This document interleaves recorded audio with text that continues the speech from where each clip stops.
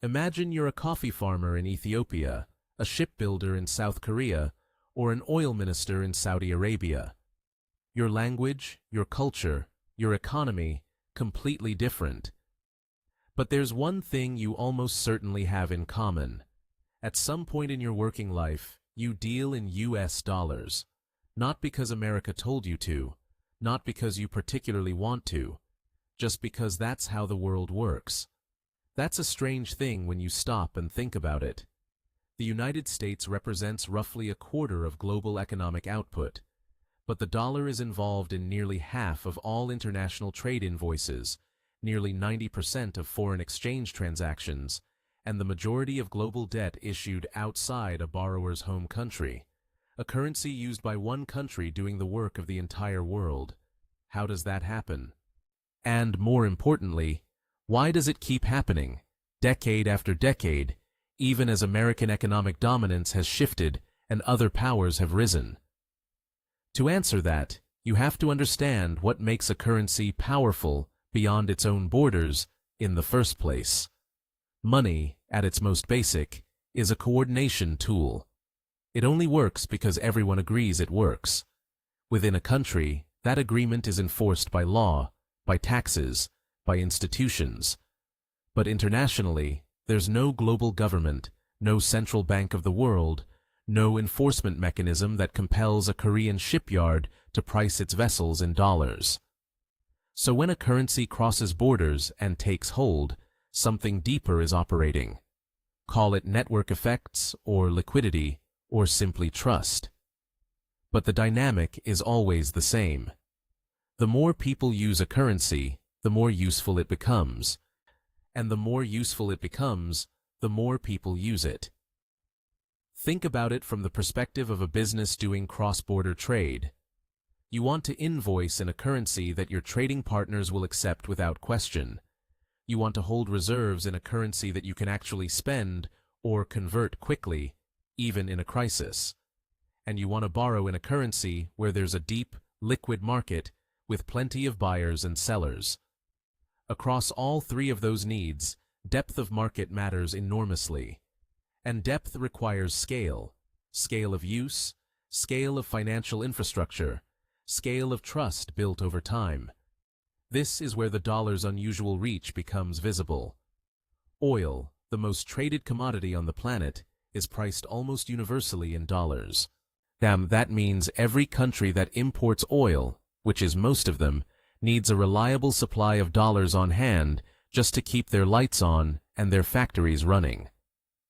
That single fact alone creates a baseline global demand for the currency that has nothing to do with whether you admire American politics or buy American products. It's structural. It's baked in. The same logic applies to global debt markets. When emerging market governments or multinational corporations want to borrow money from international investors, they frequently issue that debt in dollars. Why? Because the pool of dollar-denominated investors is simply larger, offering better terms and lower borrowing costs. But this creates a self-reinforcing loop. More dollar-denominated debt means more demand to hold and transact in dollars. More demand to hold dollars means more willingness to lend in them. The system feeds itself. And then there are the central banks. Around the world, governments hold foreign currency reserves, essentially savings buffers they can draw on during financial crises, currency panics, or external shocks. For decades, the dollar has made up roughly 60% of globally held foreign exchange reserves, with no close second. Central banks hold dollars not out of sentiment, but out of pragmatic necessity. In a crisis, you need assets you can actually sell. Treasury bonds, denominated in dollars and backed by the full faith and credit of the United States government, are the most liquid, most widely trusted financial instruments on Earth. That status didn't happen by accident, and it doesn't persist by accident either. And so, here's the core puzzle this video is really about. Dollar dominance isn't just a financial fact, it's a story about power, about trust, and about the institutions that make both possible. The dollar didn't become the world's reserve currency simply because America was rich, though that helped. It became dominant because of deliberate decisions made at specific historical moments, because of financial infrastructure built and maintained over generations, and because of a web of relationships, political, economic, military, that kept other nations tethered to the system America anchored. But systems like this have histories. They have origins, turning points, and vulnerabilities. And understanding how dollar dominance was built is essential to understanding whether it can last. Because right now, for the first time in decades, those questions aren't just academic. Countries are actively trying to settle trade in currencies other than the dollar. New payment systems are being built to root around American financial infrastructure. The geopolitics of money has rarely been more contested. To understand where we might be going, we have to start at the beginning, with the moment the world was remade, the debts of war, and a mountain resort in New Hampshire, where the modern financial order was born. At the start of the 20th century, the financial capital of the world wasn't New York. It was London. Britain had spent the better part of 2 centuries building the infrastructure of global commerce, a vast empire, a network of trade routes, and the pound sterling at the center of it all. If you wanted to finance a railroad in Argentina, insure a cargo ship in Singapore, or settle a trade debt in Shanghai, you did it through London, and you did it in sterling. The City of London was the world's bank, and most of the world accepted that arrangement without much question. Then came the wars. The First World War didn't just reshape borders, it fundamentally rewired the global economy. Britain and France, facing the catastrophic cost of industrial-scale warfare, had to finance their military efforts almost immediately by borrowing from abroad. And there was really only one place large enough to supply what they needed. The United States, still officially neutral in the early years of the conflict, became the Allies' banker. American firms like J.P. Morgan arranged enormous loans. American factories supplied munitions, food, and equipment on credit. By the time the U.S. entered the war in 1917, Europe was already deeply indebted to the American financial system. Gold flowed across the Atlantic in enormous quantities to settle those debts, and with the gold came something harder to measure, but just as significant: financial gravity. By the end of the First World War, the United States had transformed from a net debtor nation into the world's largest creditor. American industrial output had surged. The economy had scaled up in ways that would have been unimaginable just a generation earlier. The country was producing a significant share of the world's steel, coal, and manufactured goods. The financial sector had grown accordingly. New York was now genuinely competing with London for the title of the world's financial center, and in some respects, it had already won. But it wasn't until the Second World War that the transfer of monetary leadership became irreversible. The pattern repeated itself, only far more dramatically. Britain and France were once again forced to liquidate overseas assets, draw down gold reserves, and borrow heavily from the United States just to survive. The Lend-Lease program, through which America supplied enormous quantities of war material to the Allies, was a geopolitical masterstroke. It kept the Allies fighting while ensuring that when the war ended, the economic and financial relationship between the U.S. and Europe would be asymmetrical in America's favor. By 1945, the United States held roughly 2/3 of the world's official gold reserves. Europe was exhausted, indebted, and in ruins. America emerged from the war with its industrial base not just intact, but massively expanded, its GDP accounting for a remarkable share of global output, and its creditor position without precedent in modern history. It was in that context, that extraordinary imbalance of power, that the new international financial order was negotiated. In July 1944, while the war in Europe still had nearly a year to run, representatives from 44 Allied nations gathered at a resort hotel in Bretton Woods, New Hampshire. The delegates knew the war was turning. They also knew that one of the defining failures of the interwar period had been the collapse of international financial cooperation, the competitive devaluations, the trade barriers, the beggar-thy-neighbor policies that had turned a financial crisis into the Great Depression. Then they were determined not to repeat those mistakes. The architecture they designed was elegant in its simplicity and audacious in its ambition. The dollar would be fixed to gold at a rate of $35 per ounce. Every other participating currency would then be fixed to the dollar, with narrow bands allowing for managed adjustment. In effect, the dollar became the anchor of the entire international monetary system. It was as good as gold, literally.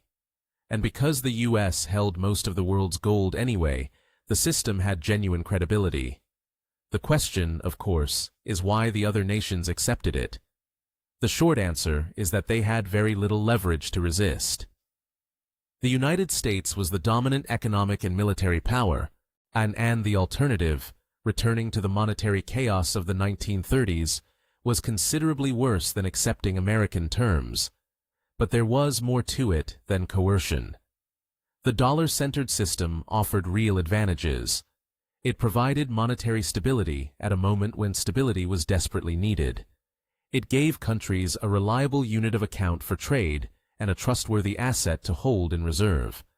And critically, American policymakers signaled a genuine commitment to maintaining the system, to keeping the dollar convertible, to running responsible monetary policy, to providing liquidity when other economies needed it. That commitment was reinforced by the new institutions created at Bretton Woods.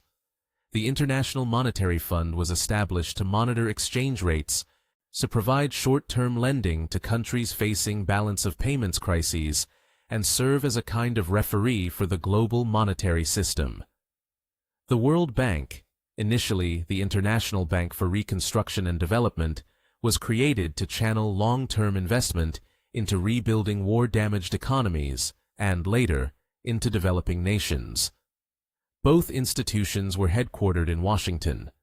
Both gave the United States disproportionate voting weight relative to other members, and both operated in dollars.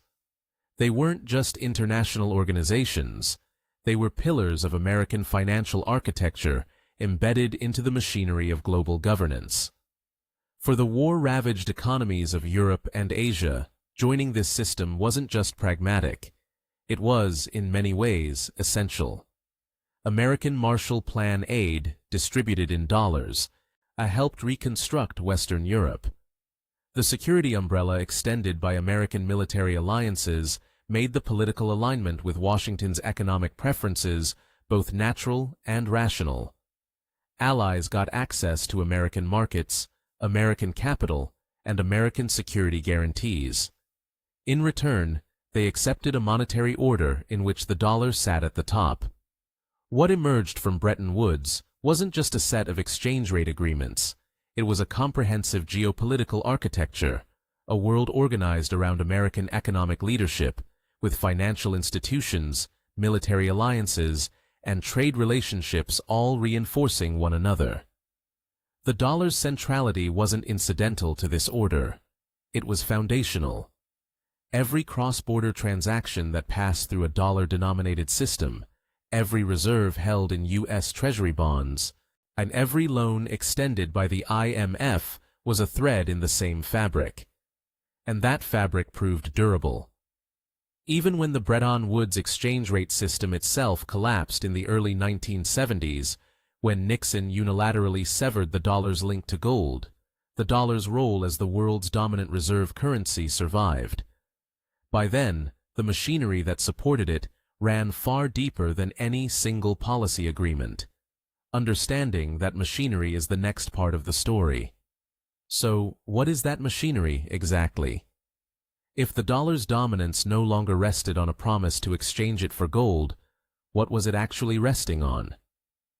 The answer turns out to be a set of interlocking structural advantages, each one reinforcing the others, that together made the dollar not just convenient, but genuinely irreplaceable for anyone operating in the global economy.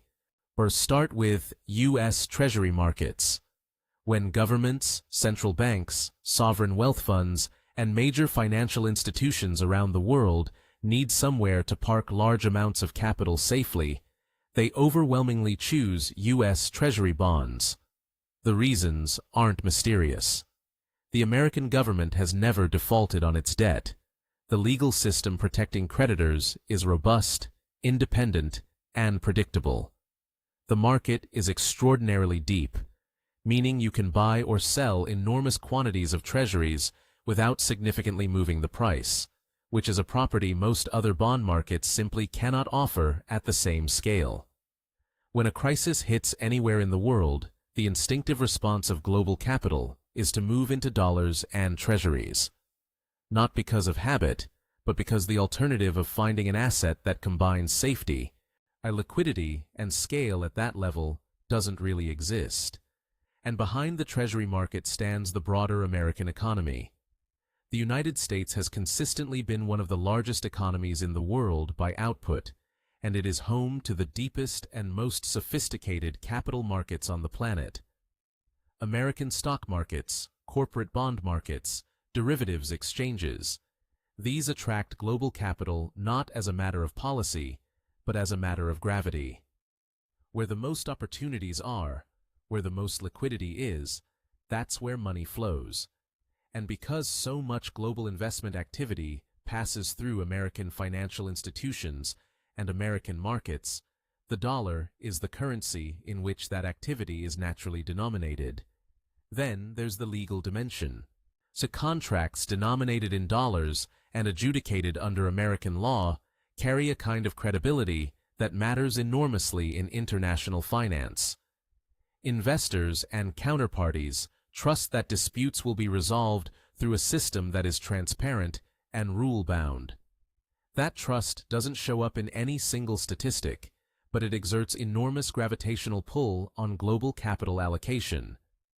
What amplifies all of this further is something economists call the network effect. A currency becomes more useful the more widely it's used, and the more widely it's used, the more useful it becomes. If most international trade is invoiced in dollars, then businesses everywhere have a practical reason to hold dollars, price things in dollars, and maintain dollar-denominated banking relationships. If most commodity markets operate in dollars, then oil producers, mining companies, and commodity traders around the world need dollar access just to function. If the world's largest and most liquid financial markets are dollar-denominated, then fund managers from Tokyo to Zurich need exposure to those markets and therefore need dollars. The network effect is self-reinforcing in a way that is genuinely difficult to disrupt even if you wanted to. The oil market deserves particular attention here. When OPEC countries agreed in the early 1970s, right around the time Nixon ended gold convertibility, to price and sell oil exclusively in dollars, they effectively locked in dollar demand from every oil-importing nation on Earth. Countries that needed oil, which was essentially every industrialized economy, needed dollars to buy it. That meant holding dollar reserves, or maintaining dollar banking relationships, and participating in dollar-denominated financial systems. The petrodollar arrangement wasn't a formal treaty. It emerged from a combination of American diplomacy, particularly with Saudi Arabia, and the straightforward logic of pricing the world's most essential commodity in the world's most liquid currency. But its effect was to give the dollar a structural source of global demand that existed entirely independently of the gold link. Trade invoicing works similarly. A remarkable share of global trade is priced and settled in dollars, even when the United States is not directly involved in the transaction. A German company buying materials from a South Korean supplier may well invoice the deal in dollars. A Thai manufacturer exporting goods to Brazil might price in dollars. This practice exists because dollars are universally accepted, because both parties likely already hold dollar accounts, and because settling in a third-party currency with deep liquidity reduces the exchange rate risk that one side would otherwise have to absorb. The result is that dollar demand is generated continuously by global commerce in a way that has very little to do with American economic activity specifically. Offshore banking added another layer of structural depth. The euro-dollar market, dollar-denominated deposits and loans held outside the United States, primarily in Europe, grew enormously from the 1960s onward. Banks in London, Frankfurt, Singapore, and Hong Kong created vast pools of dollar credit that circulated internationally, funding trade and investment across borders. This offshore dollar system meant that the global economy had essentially built its own dollar-based financial infrastructure, one that ran on American currency but operated beyond American borders, creating dollar dependence that was genuinely global rather than just American-centered. American banks and payment systems extended this reach further. Institutions like J.P. Morgan Chase, Citibank, and Bank of America maintained global networks that processed international dollar transactions. Swift messaging, correspondent banking relationships, and eventually real-time dollar settlement systems created a financial plumbing infrastructure through which most cross-border capital flows passed. That plumbing runs on dollars. Removing the dollar from it would mean rebuilding it from the ground up. When Nixon closed the gold window in 1971, some economists predicted the dollar's international role would erode quickly. It didn't, because the gold link had never been the real source of dollar power. The real sources were these structural mechanisms: the treasury market, the legal system, the network effects, the oil pricing convention, the trade invoicing practices, the offshore banking system, the American financial institutions woven into the fabric of global commerce. Gold convertibility was simply one element of a much larger system, and when it was removed, the rest of the system kept running. If anything, it revealed just how deep the dollar's structural foundations actually ran. Given everything we've just described, the treasury markets, the network effects, the legal infrastructure, the petrodollar system, the offshore banking architecture, it's natural to ask whether any of it is permanent. History doesn't offer many examples of permanent arrangements. The British pound dominated global finance for over a century before the dollar displaced it. So, the question isn't really whether the dollar can be replaced in principle. It's whether anything exists today or on the horizon that could actually do it. Let's start with the candidates people most often point to. The euro is the obvious first choice. The eurozone as a whole represents an economy comparable in size to the United States. European capital markets are sophisticated. The euro is widely held in global reserves, roughly 20% of allocated reserves globally, compared to the dollar's 58%. But the euro's structural problem is political. There is no single European treasury issuing a unified European bond. There is no lender of last resort with an unambiguous mandate to backstop the entire Eurozone's sovereign debt. The fragmentation of European fiscal policy means that a German bond and a Greek bond are very different instruments, even though both are denominated in euros.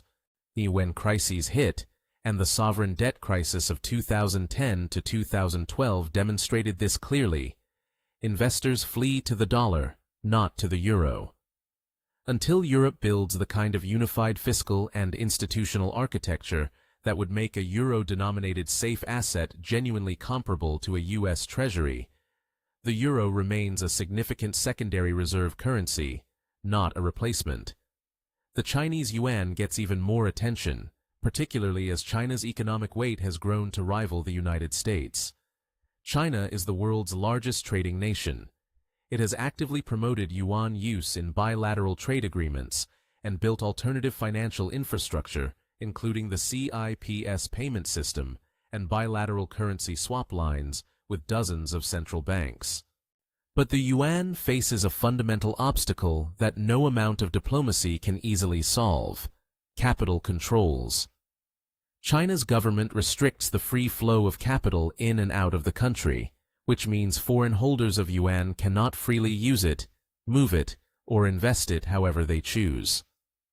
A reserve currency requires the opposite: deep, open, liquid markets where money can flow without restriction and without political interference. China's unwillingness, so far, to fully open its capital account reflects legitimate domestic policy concerns, but it also means the yuan cannot function as a genuine global reserve currency regardless of how large China's economy becomes. Gold occasionally resurfaces in these conversations, particularly among those who distrust central banks and fiat currencies. But gold has no yield, is extraordinarily difficult to transfer at scale, cannot be created to meet surging demand during a crisis, and was ultimately abandoned as a reserve anchor precisely because it was too rigid for a dynamic global economy. The nostalgia for gold is understandable. The practicality is not there. Digital alternatives, cryptocurrencies, central bank digital currencies, represent the newest category of challenger. Some advocates argue that a decentralized digital currency could bypass the dollar system entirely. In practice, major cryptocurrencies like Bitcoin are far too volatile to function as reserve assets. They lack institutional infrastructure. Their governance is contested. Central bank digital currencies, on the other hand, are essentially just digital versions of existing national currencies, which means they inherit all the underlying weaknesses of whatever sovereign issues them. A digital yuan is still a yuan. A digital euro is still a euro. Digitization doesn't solve the structural problems that prevent those currencies from replacing the dollar in the first place. But, and this matters, identifying why the challengers fall short today is not the same as saying the dollar is invulnerable. The dollar faces real and growing risks. American federal debt has reached levels that generate genuine long-term questions about fiscal sustainability. Not immediate default risk. The United States can always print dollars, but questions about inflation, about political dysfunction, about whether Congress can govern itself well enough to maintain the kind of institutional credibility that makes treasuries attractive. Repeated debt ceiling crises, brinkmanship over government shutdowns, and increasingly polarized policymaking all chip away at the confidence that underpins the dollar's reserve status. Trust is hard to build and surprisingly easy to erode incrementally. There is also the question of sanctions. The United States has increasingly weaponized dollar access, freezing Russian central bank reserves after the invasion of Ukraine, cutting Iranian banks off from SWIFT, restricting specific individuals and entities from the dollar system. These are powerful tools. But every time they are deployed aggressively, foreign governments take note and ask themselves what it would mean if Washington turned those tools against them. The result is a slow, quiet diversification effort among a range of countries, not a sudden exit from the dollar system, but a gradual hedging against total dependence on it. China has accelerated bilateral yuan settlements with Russia, Brazil, and Saudi Arabia, partly as a direct response to watching what happened to Russia's reserves. If sanctions become too routine, too broad, or are perceived as politically arbitrary, they could accelerate this diversification in ways that genuinely matter at the margin. What kind of shock could actually produce a significant shift? The most plausible scenario isn't a single rival currency rising to replace the dollar. It is a more fragmented system, a world where the dollar remains dominant in Western-aligned economies and financial markets, but where a significant portion of trade and reserves among a different set of countries gradually shifts toward alternative arrangements. And not a new Bretton Woods with a single winner, but a partial fracturing of the unipolar currency system. That fracturing would reduce dollar dominance without eliminating it. It would also raise costs and inefficiencies for the global economy as a whole, which is one reason most countries, even those frustrated with American power, remain deeply reluctant to actually walk away. The core lesson is this: reserve currency status isn't ultimately about military power or gold backing or any formal designation. It rests on trust, trust in institutions, trust in markets, trust in legal systems, and the accumulated habit of billions of economic decisions made every day by businesses, governments, and investors who find it simpler and safer to operate in dollars than in anything else available. The dollar's greatest vulnerability isn't any single rival. It's the slow erosion of the things that make it trustworthy. That's the story worth watching. Not which currency will dethrone the dollar tomorrow, but whether the United States continues to deserve the extraordinary privilege it has held for 80 years.